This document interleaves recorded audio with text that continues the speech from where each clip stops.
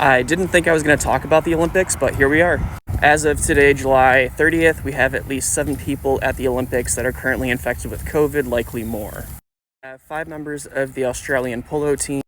swimmer Adam Peaty, and swimmer Lonnie Pallister. The reason I'm talking about it is because there are essentially no mitigations at the Olympics for COVID, because they're not treating it any different to other respiratory diseases. One of the things I'm worried about is athletes like Adam Peaty are still competing with COVID,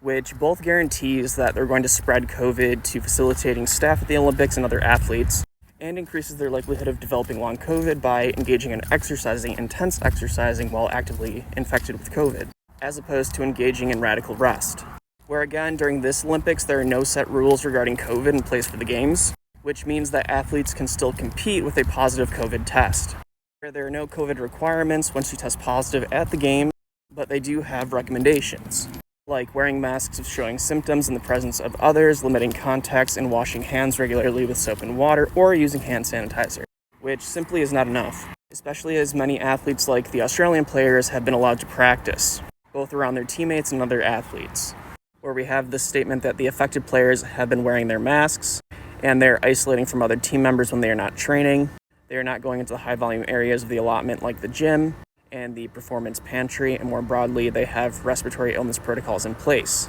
which is not enough, especially as COVID can linger in the air after you've been in an area for a period of time, meaning that all of the other athletes are still at risk, and that we're very likely to see a huge boom in COVID positivities at this Olympics.